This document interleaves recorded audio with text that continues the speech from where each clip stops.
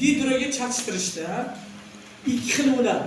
Chala dominantli. Qarang, birinchisi yozaman. Bitta belgisi chala, ikkinchi belgisi to'liq holda siylanishi. Yozaman, qarang. Demak, bitta belgisi chala, ikkinchi belgisi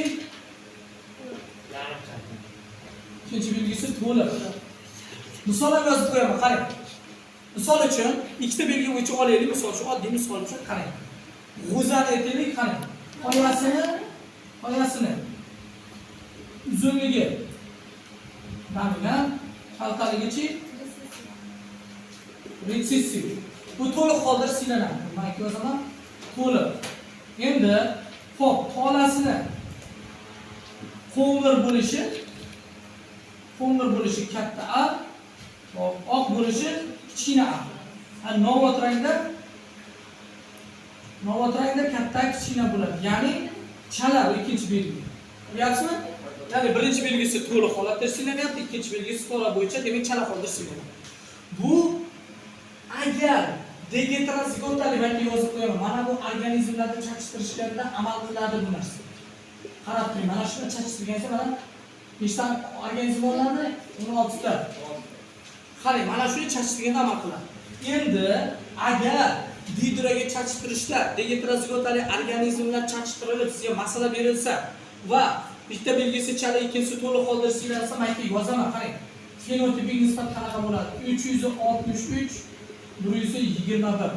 Genotip o'zgarmaydi hech qachon. 122 412 hamda 121. Bu o'zgarmas tushuncha bo'ladi. Bu endi birinchisi chala dominantli. Ana endi qarang, ikkinchi. Tanganing ikkinchi tomonini ochamiz. Ana endi olingan ota-onaning har ikki belgisi nima bo'ladi? Chala bo'ladi. Ya'ni qarang. Olingan ota-onani har ikki belgisi nima ekan? Chala. Misol uchun mana A katta kichkina, katta B, katta B kichkina B, kichkina B.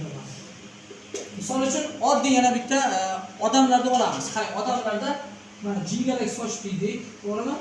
Silliq soch dedik. Demak, to'rqinsimon soch dedik. Endi aytdik bunda teri rangini qora bo'lishi dedik. Xo'p, katta va kichkina bani oldik, demakki bunda oraliq rangli teri va oq teri mana. Ikkala belgi ham chala bo'lyaptimi? Bilingki, agar masala shartlarida olingan ota-onani har ikki belgisi chala bo'lsa, genotip jihatdan ham, fenotip jihatdan ham bir xil ajralish kuzatiladi. Aka yozaman shuni belgisi bilan. Genotip, fenotip ikkalasi bitta, 122 412 121 mana o'zgarmaydi. Agar ota-onaning har ikki belgisi chala bo'lsa, genotip ham fenotip ham bir xil, ya'ni 122 412 121 bo'ladi. Masalalarni shuni bilsangiz, qonuniyatni bilsangiz, masalan, o'qib turib yechib qo'yasiz, hech qanaqa yozib o'tirmaysiz. Chunki hamma narsa sizda ma'lumda. Mana bu nisbatan mana 363 121 deb yodlab oling. Bitta belgisi chala, ikkinchisi to'liq bo'lsa. Agar ikkalasi chala bo'lsa, demak fenotip jihatdan bir xil. Agar ikkalasi to'liq bo'lsa, ikkalasi to'liq bo'ladigan bo'lsa, unda bu chala dominantlik aloqasi fenotip bo'yicha, demak 9-3-3 va genotip bo'yicha o'zgarmaydi. Yana o'sha 122 412 hamda 121 mana uni aytaman, mana to'liq ikkalasi nima? Buni ham yozib olamiz. Ana endi yozib olinglar. Xatga nima yoziladi? Xatga. Pastga. Ha. Mana bolasini qo'ng'irlik.